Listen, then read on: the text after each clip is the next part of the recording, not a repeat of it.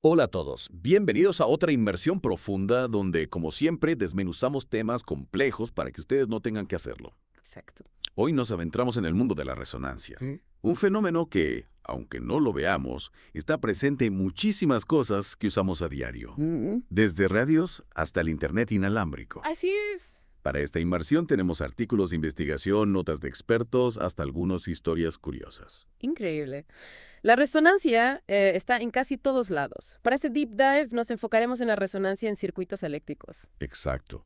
Y como siempre queremos ir más allá de las definiciones básicas. Por supuesto. Desempolvemos esas fórmulas que a veces nos dan dolores de cabeza, Carol. las analizamos con ejemplos Ya. y descubrimos por qué son tan importantes en la vida real. Me parece perfecto. Empecemos por entender la esencia de la resonancia. Ocurre cuando la reactancia inductiva de una bobina, que se opone a los cambios en la corriente, se cancela con la reactancia capacitiva de un condensador, que se opone a los cambios en el voltaje. Espera. Reactancia inductiva, reactancia capacitiva. ¿Podría refrescarnos la memoria sobre esos conceptos? Sé que no todos nuestros oyentes son ingenieros eléctricos, pero a la vez queremos ir al grano sin subestimarlos. Claro. Imaginen una autopista con dos tipos de peajes. Uno cobra más a medida que los autos van más rápido, la reactancia inductiva, y el otro cobra menos a mayor velocidad, la reactancia capacitiva. La resonancia ocurre cuando el costo total de ambos peajes se equilibra, permitiendo un flujo máximo de vehículos. Me encanta la analogía. Entonces, en un circuito, la resonancia se da cuando la resistencia al cambio en corriente y voltaje se anulan entre sí, ¿correcto? Precisamente. Y esa frecuencia específica donde ocurre este equilibrio se llama frecuencia de resonancia. La impedancia total del circuito, o sea, la resistencia al flujo de corriente, alcanza su punto mínimo. ¿Y qué implica esa baja impedancia para el funcionamiento del circuito? ¿Por qué tanto alboroto con que la impedancia sea baja? Buena pregunta. A baja impedancia, la corriente puede fluir con mayor facilidad a través del circuito. Imagina una manguera de agua. Si la manguera es ancha, o sea, baja impedancia, el agua fluye con mayor fuerza. A la frecuencia de resonancia, el circuito se comporta como esa manguera ancha, permitiendo que la corriente alcance su máximo valor. Ya veo, es como si el circuito estuviera sintonizado a esa frecuencia específica, ¿no? Como cuando buscamos nuestra estación de radio favorita. Exactamente. Y ese principio de sintonización es la base de muchísimas aplicaciones electrónicas. Pero antes de sumergirnos en eso, exploremos la fórmula mágica que nos permite calcular la frecuencia de resonancia. Sí, por favor. Las fórmulas matemáticas a veces parecen intimidantes, pero en realidad son herramientas poderosas para entender el mundo. Desmitifiquemos la fórmula de la frecuencia de resonancia. La fórmula es un LOST, donde E representa la frecuencia angular, E es la inductancia de la bobina y C es la capacitancia del condensador. No se asusten por la raíz cuadrada, lo importante es entender la relación entre estos componentes. Pero, la frecuencia de resonancia depende únicamente del valor de la bobina y el condensador. ¿Qué pasa si jugamos con esos valores? Podemos afinar el circuito a diferentes frecuencias. Exactamente. Al modificar los valores de la bobina o del condensador, podemos sintonizar el circuito a la frecuencia que necesitemos. Este control preciso sobre la frecuencia de resonancia es esencial en un sinnúmero de aplicaciones, desde radios hasta sistemas de comunicación más complejos. Increíble. Es como tener un control remoto para la frecuencia. Ahora, hablemos de circuitos específicos. ¿Qué pasa con la resonancia en un circuito RLSC serie, ese que tiene una resistencia, una bobina y un condensador conectados en serie? En un circuito RLC serie, la resonancia se comporta como un filtro muy selectivo. A la frecuencia de resonancia, la corriente alcanza su pico máximo, mientras que a otras frecuencias la corriente se reduce drásticamente. Es como si la energía se concentrara en esa frecuencia específica, ¿verdad? ¿Y cómo influye la resistencia del circuito en este proceso de filtrado? Excelente pregunta. La resistencia juega un papel crucial en la nitidez del filtro. Una resistencia baja permite un pico de resonancia más pronunciado, lo que significa que el circuito será muy selectivo, dejando pasar solo un rango estrecho de frecuencias. Entiendo. Una resistencia baja es como tener un filtro muy fino, mientras que una resistencia alta sería como un filtro más grueso, ¿cierto? Precisamente. Y esta nitidez del pico de resonancia se mide con algo llamado factor de calidad, o Q. Un Q alto significa un pico agudo y un filtro muy selectivo. Ajá. El factor Q, esa misteriosa variable que a veces aparece en las fórmulas. Podemos profundizar un poco más en el factor Q y cómo se relaciona con el ancho de banda, o sea, el rango de frecuencias que el circuito deja pasar. Claro que sí. Imaginen una montaña. Un Q alto sería una montaña con una cima muy puntiaguda, representando un ancho de banda estrecho. Un Q bajo sería una montaña con una cima más ancha, representando un ancho de banda más amplio. O sea, la resistencia y el factor Q son como los controles de tono de nuestro circuito resonante. Podemos ajustar la selectividad del circuito según la aplicación que tengamos en mente. Exactamente.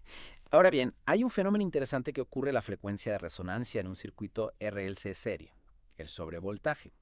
Aunque el voltaje de la fuente sea constante, el voltaje a través del inductor y el capacitor puede ser mucho mayor. Espera. ¿Cómo es posible que el voltaje en esos componentes sea mayor que el de la fuente? ¿No se supone que se cancelan entre sí? Esa es la clave. Se cancelan en términos de su suma vectorial, pero sus magnitudes individuales pueden ser sorprendentemente altas. Imaginen dos personas en un columpio, balanceándose en direcciones opuestas. Aunque la suma de sus movimientos es cero, la altura que alcanza cada uno puede ser considerable. Entiendo. El sobrevoltaje puede ser peligroso si no se tiene en cuenta en el diseño del circuito, pero también puede ser útil en algunas aplicaciones, ¿verdad? Correcto. El sobrevoltaje puede usarse para amplificar señales en circuitos sintonizados. Sin embargo, es fundamental controlarlo cuidadosamente para evitar daños en los componentes. Y aquí es donde el factor Q vuelve a ser protagonista. Claro, un Q alto, que implica mayor selectividad, también implica mayor sobrevoltaje. Es un juego de balance. Ahora, ¿qué me dices de la resonancia en circuitos RC paralelo? Es similar a lo que hemos visto en serie. En un circuito RLC paralelo, la resistencia, la bobina y el condensador están conectados en paralelo. Y aunque la fórmula para calcular la frecuencia de resonancia es la misma, el comportamiento del circuito es bastante diferente. Cuéntame más. ¿En qué se diferencia la resonancia en paralelo de la que vimos en serie? ¿Sigue siendo un juego de balance entre la bobina y el condensador? Sí, sigue siendo un juego de balance, pero con un giro inesperado. En un circuito RLC paralelo, la impedancia total es máxima en la frecuencia de resonancia, lo que significa que la corriente total que fluye a través del circuito es mínima. Un momento. Impedancia máxima. Eso no significa que la corriente se bloquea a la frecuencia de resonancia. Es contraintuitivo comparado con lo que vimos en serie, ¿no? Exactamente. En un circuito RLC paralelo, la rama LS, que contiene la bobina y el condensador, actúa como un camino difícil para la corriente a la frecuencia de resonancia. La mayor parte de la corriente preferirá fluir por la rama con la resistencia, minimizando la corriente total. Es como si la rama LC se convirtiera en un cuello de botella para la corriente a la frecuencia de resonancia. ¿Y cómo se calcula el factor Q en este tipo de circuito? ¿Sigue siendo QRR como los circuitos en serie? En los circuitos RLC paralelo, la fórmula para el factor Q es diferente, QRR. Fíjate que en este caso un valor alto de resistencia implica un Q alto. O sea, mientras que en serie una baja resistencia implica un filtro más selectivo, en paralelo es al revés. Interesante. Y esta diferencia en el comportamiento del factor Q tiene implicaciones importantes en las aplicaciones de los circuitos RLC paralelo. Por ejemplo, se usan ampliamente en filtros de rechazo de banda que bloquean una banda específica de frecuencias. Ya veo. Entonces, dependiendo de si queremos seleccionar o rechazar ciertas frecuencias, elegimos entre un circuito RLC serie o paralelo. La resonancia nos da un abanico de posibilidades para manipular las señales electrónicas. Exactamente. Y esto es solo el comienzo. La resonancia tiene aplicaciones mucho más allá de los circuitos RLC. Desde la medicina hasta la música, la resonancia está presente en una variedad sorprendente de campos. ¡Wow! No puedo esperar a explorar esas otras aplicaciones de la resonancia en la segunda parte de nuestro Deep Dive. Pero por ahora creo que hemos cubierto bastante terreno en el mundo de los circuitos RLC. Sí, hemos analizado las fórmulas, desmitificado algunos conceptos y explorado las diferencias entre resonancia serie y paralelo. Un buen punto de partida para seguir explorando este fascinante fenómeno. Y para nuestros oyentes los dejamos con una pregunta para reflexionar. ¿Cómo creen que la resonancia podría utilizarse para crear nuevas tecnologías que aún no existen? Piensen en grande y dejen volar su imaginación. En la segunda parte de nuestro Deep Dive, exploraremos algunas de las aplicaciones más sorprendentes de la resonancia en diferentes campos. No se lo pierdan. Listo, en la primera parte exploramos cómo la resonancia en circuitos RC nos permite sintonizar la electrónica para funcionar a frecuencias específicas. Ajá. Pero la resonancia no se limita a los circuitos. Prepárense para un viaje fascinante a través de otras aplicaciones de la resonancia, desde la medicina hasta la música. Suena emocionante. Siempre me ha fascinado cómo un mismo principio físico puede manifestarse en campos tan diversos. ¿Por dónde empezamos nuestro recorrido? Comencemos con un campo que ha revolucionado la medicina, la resonancia magnética, o MRI por sus siglas en inglés. La resonancia magnética. Esa tecnología que nos permite ver dentro del cuerpo humano sin necesidad de cirugías. ¿Cómo se relaciona la resonancia con eso? La resonancia magnética se basa en el principio de resonancia magnética nuclear. Los núcleos de ciertos átomos, como el hidrógeno, se comportan como pequeños imanes.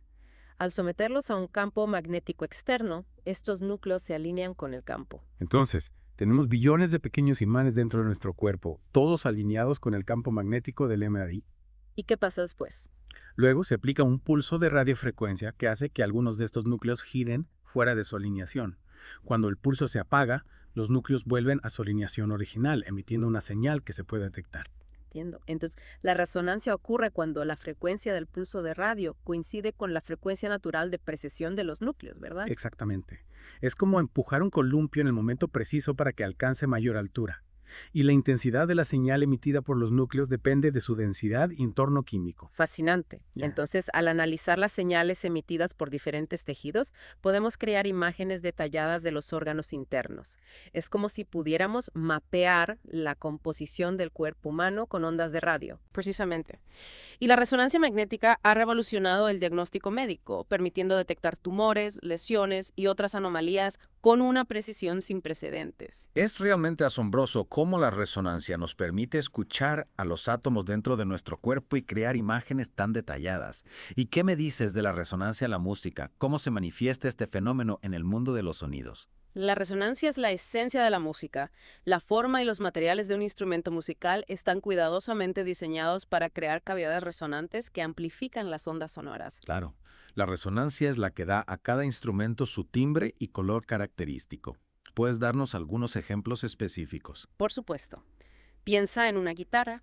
Cuando pulsas una cuerda, esta vibra a una frecuencia específica. La vibración de la cuerda se transmite al cuerpo de la guitarra, que actúa como una caja de resonancia. O sea, el cuerpo de la guitarra amplifica ciertas frecuencias y atenúa otras, creando el sonido característico de la guitarra. ¿Y qué pasa con otros instrumentos? En un violín, la resonancia se produce en la caja de resonancia, que amplifica las vibraciones de las cuerdas. En una flauta, la resonancia ocurre en la columna de aire dentro del tubo, que amplifica ciertas frecuencias. Entiendo. Entonces, la resonancia es la que da vida a los instrumentos musicales, permitiendo que las vibraciones se transformen en sonidos ricos y complejos. Exactamente. Y la resonancia no solo es importante en los instrumentos, sino también en los espacios donde se toca la música. En una sala de conciertos, la resonancia puede crear una experiencia auditiva mágica o arruinar por completo la calidad del sonido. En serio, ¿cómo influye la resonancia en la acústica de una sala de conciertos? Las paredes, el techo y el suelo de una sala de conciertos reflejan las ondas sonoras, creando un complejo patrón de interferencias. Si la sala está bien diseñada, la resonancia puede amplificar ciertas frecuencias y crear un sonido rico y equilibrado. Pero si la sala está mal diseñada, la resonancia puede crear ecos, reverberaciones excesivas y zonas muertas donde el sonido se distorsiona. Es como si la sala misma fuera un instrumento musical gigante. Precisamente. Los arquitectos e ingenieros acústicos utilizan principios de resonancia para optimizar la calidad del sonido en las salas de conciertos, teatros y estudios de grabación. Ajustan la forma de la sala, los materiales de construcción y la colocación de elementos absorbentes para controlar la resonancia. ¡Wow! Nunca había pensado en la resonancia como un factor tan importante en la arquitectura y el diseño de espacios. Es increíble cómo este fenómeno, que a veces parece invisible, puede influir tanto en nuestra experiencia auditiva. Y no olvidemos el campo de las telecomunicaciones. La resonancia es la clave para transmitir y recibir señales electromagnéticas a través de largas distancias. En serio. ¿Cómo se utiliza la resonancia en las telecomunicaciones? Piensa en las antenas. Una antena es básicamente un conductor metálico que se utiliza para emitir o recibir ondas electromagnéticas. Para que una antena funcione eficientemente, debe estar sintonizada a la frecuencia de la señal que se transmite o recibe. O sea, la antena debe resonar a la frecuencia de la señal para maximizar la eficiencia de la transmisión y recepción. ¿Y cómo se logra esa sintonización? Se logra ajustando la longitud física de la antena o añadiendo componentes como bobinas y condensadores para crear un circuito resonante. Cuando la antena resuena a la frecuencia de la señal, la energía se transfiere de manera eficiente entre el transmisor y el receptor. Entiendo. La resonancia es la que permite que las ondas electromagnéticas viajen a través del espacio y lleguen a nuestros dispositivos electrónicos. Sí. Es como si las antenas fueran puentes que conectan el mundo a través de la resonancia. Exactamente. Y la resonancia no solo se utiliza en antenas convencionales, sino también en tecnologías más avanzadas, como la comunicación inalámbrica y los sistemas de radar. Wow. La resonancia realmente está en todas partes, desde la medicina hasta la música y las telecomunicaciones, este fenómeno invisible está presente en muchísimas tecnologías que usamos a diario. Y a medida que la tecnología avanza, la resonancia seguirá desempeñando un papel fundamental en el desarrollo de nuevas innovaciones. Desde la nanotecnología hasta la energía renovable, las posibilidades son infinitas. Es realmente fascinante ver cómo un mismo principio físico puede tener tantas aplicaciones diferentes. ¿Qué nos espera en la tercera parte de nuestro Deep Dive? En la tercera parte exploraremos algunos ejemplos concretos de cómo la comprensión de la resonancia ha llevado a innovaciones significativas en diversas áreas. No se lo pierdan. Bueno, en las partes anteriores exploramos la resonancia, analizamos sus fórmulas y vimos cómo se aplica en circuitos RLC. Sí. Viajamos por la medicina, la música, las telecomunicaciones, descubriendo la resonancia como un actor invisible detrás de estas tecnologías. Ahora, aterrizaremos en casos concretos donde la comprensión de la resonancia ha impulsado innovaciones increíbles. Me encanta esta parte. Siempre me emociona ver cómo la teoría se traduce en soluciones reales que impactan nuestras vidas. ¿Qué ejemplos tienes para nosotros hoy? Comencemos con algo que todos conocemos. Los microondas. ¿Te has preguntado cómo funcionan microondas para calentar la comida tan rápido? La verdad es que sí. Siempre me pareció mágico que las ondas del microondas pudieran calentar la comida sin calentar el plato. ¿Cómo es posible? La clave está en la resonancia de las moléculas de agua. Las microondas que emite el horno tienen una frecuencia específica que coincide con la frecuencia natural de vibración de las moléculas de agua. Ajá. Entonces las microondas hacen que las moléculas de agua en la comida bailen a su ritmo, generando calor por fricción. Es como una fiesta microscópica dentro de la comida. Exactamente. Y como los materiales del plato no contienen tanta agua, no absorben tanta energía de las microondas y por lo tanto no se calientan tanto. Es fascinante cómo algo tan cotidiano como un microondas se basa en un principio físico tan fundamental como la resonancia.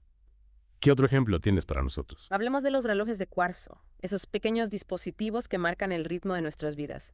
¿Sabías que la precisión de estos relojes se debe a la resonancia de un cristal de cuarzo? En serio. Siempre pensé que el cuarzo era solo una piedra bonita. ¿Cómo se utiliza la resonancia en un reloj? El cristal de cuarzo tiene una propiedad piezoeléctrica, lo que significa que vibra a una frecuencia específica cuando se le aplica un voltaje.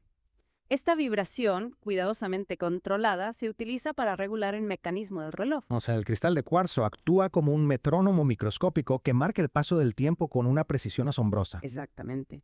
La resonancia del cristal de cuarzo permite crear relojes tan precisos que solo pierden unos pocos segundos al año. Increíble cómo un pequeño cristal puede tener un impacto tan grande en nuestra capacidad para medir el tiempo. ¿Qué otros ejemplos de innovaciones basadas en la resonancia nos puedes compartir? La resonancia también se utiliza en el desarrollo de sensores ultrasónicos, esos dispositivos que emiten ondas de sonido para detectar objetos o medir distancias. Al analizar la resonancia de las ondas reflejadas, los sensores pueden determinar la distancia, la forma y la composición de los objetos. Es como un radar de sonido que nos permite ver con los oídos. ¿Y en qué se utilizan estos sensores ultrasónicos? Se usan en una gran variedad de aplicaciones, desde sistemas de navegación para automóviles hasta equipos médicos para obtener imágenes de cuerpo humano. Por ejemplo, los ecógrafos utilizan ondas ultrasónicas para crear imágenes de los fetos en el vientre materno. ¡Wow! La resonancia tiene un papel fundamental en tantas tecnologías que a veces damos por sentadas. Es realmente un fenómeno omnipresente. Y no olvidemos las aplicaciones de la resonancia a la investigación científica. Por ejemplo, la espectroscopia de resonancia magnética nuclear, o RMN, se utiliza para estudiar la estructura y la dinámica de las moléculas. La espectroscopia RMN es similar a la resonancia magnética que se usa en medicina. Sí, se basa en el mismo principio de resonancia magnética nuclear, pero en lugar de crear imágenes del cuerpo humano, la RMN se utiliza para obtener información detallada sobre las moléculas. O sea, podemos escuchar a las moléculas, vibrar y obtener información sobre su estructura y composición. Es como si pudiéramos espiar el mundo microscópico con la ayuda de la resonancia. Exactamente. La RMN es una herramienta indispensable en la química, la biología y la ciencia de los materiales, permitiendo a los científicos estudiar la estructura de las proteínas, analizar la composición de los alimentos y desarrollar nuevos materiales. Es asombroso cómo la resonancia ha abierto una ventana a mundos que antes eran invisibles para nosotros. Realmente, con este recorrido por las innovaciones impulsadas por la resonancia, hemos llegado al final de nuestro Deep Dive. Hemos explorado este fenómeno desde diferentes ángulos, desde sus fórmulas y principios básicos hasta sus aplicaciones en campos tan diversos como la medicina, la música, las telecomunicaciones y la investigación científica. Sí, espero que esta inmersión les haya brindado una nueva perspectiva sobre la resonancia y su impacto en el mundo que nos rodea. La próxima vez que usen un microondas, miren la hora en su reloj de cuarzo o se realicen una ecografía, recuerden el poder invisible de la resonancia. Exacto. La resonancia es un recordatorio de que la física no es solo un conjunto de fórmulas abstractas, sino un conjunto de principios que dan forma a nuestra realidad y nos permiten crear tecnologías increíbles. Y a todos nuestros oyentes los invitamos a seguir explorando este fascinante tema. Hay mucho más que aprender y descubrir sobre la resonancia y sus infinitas posibilidades. Muchas gracias por acompañarnos en esta inmersión profunda en el mundo de la resonancia. Esperamos que hayan disfrutado del viaje tanto como nosotros. Hasta la próxima.